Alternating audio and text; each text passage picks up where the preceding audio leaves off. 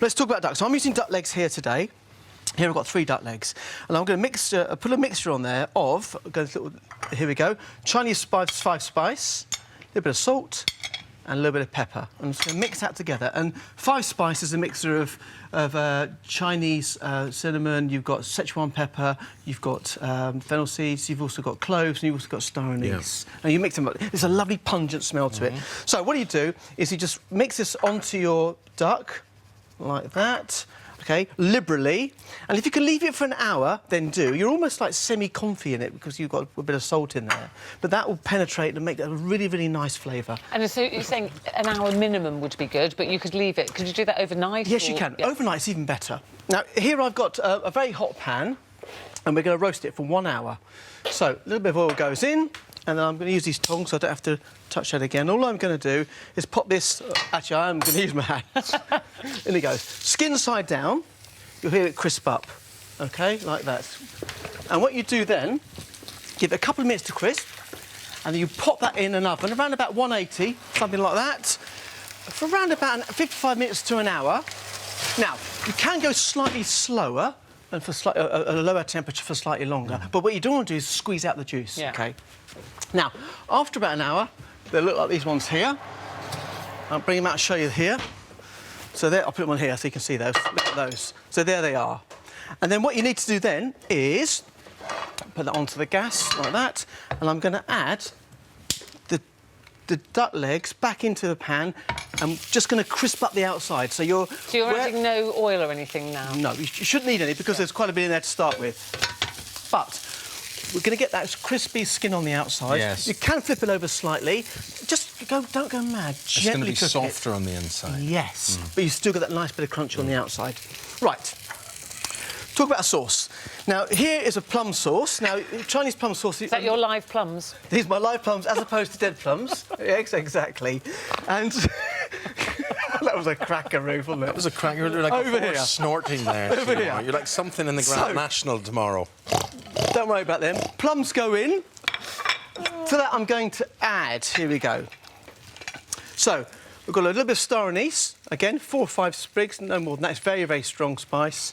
I'm adding a chicken stock cube, a little bit of Chinese 5 spice, not too much, a touch of vinegar to balance the sweetness of the plums, water, in that goes, and then finally... I've just been asked a very peculiar... Oh, hello. Don't worry about that. I've just been asked a very interesting question in my ear. Well, if it was the same producer that said Joe Swash was on Loose Women, I'd be very careful. She said... This is our esteemed editor, so be careful how you answer this.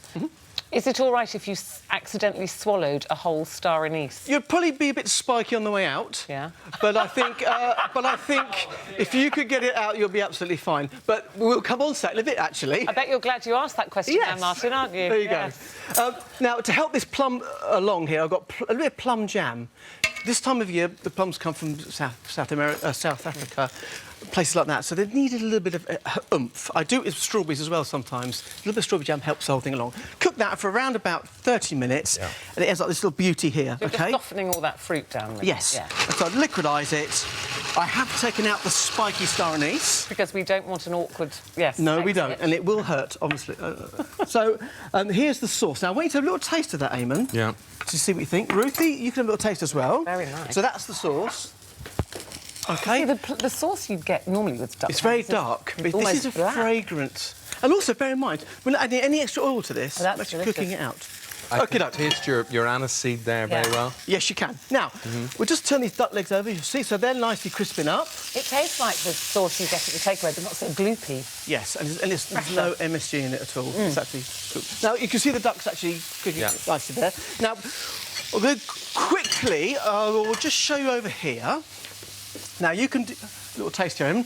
So what I've done this already, I've got one here, and I'm going to take one of these legs out of here. And do you want me then to shred it? No. That's my job at home. I shred the duck. But this is the point. Because it's not deep fried, you have to cut it off the bone.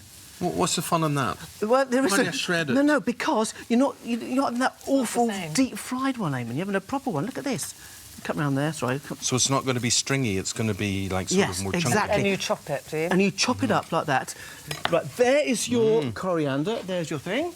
So you need to just... Plum sauce. Make that up. There's your plum sauce. That duck is but it's not dry. Now, quickly, I'm going to show you this quickly here. I've got some egg fried rice. So I've got a hot pan, in go the 2 eggs, you stir them up really quickly with 1 tablespoon, and you cook the egg until it goes very, very dry, OK? Overcook it, like so, you get to there. And then I'm going to add some cooked rice that we've done already. In that goes. You mix it up, and so you're constantly drying that egg. Dry, like that. A little dash of soy sauce in there, not too much. And then, I want to try this. So you can make your own fried rice very, very quickly. Look at that. In there, in that goes. Egg cooks in seconds. Lovely. Look at I'm in that. such a happy place. There you go. I've got a duck pancake and a gin and tonic. I'm very happy. But you'll find that it's nice and it's not as crispy and crunchy and dry. You get a nice soft edge to the meat. Sometimes it's just too much crisp and not enough meat. Yes.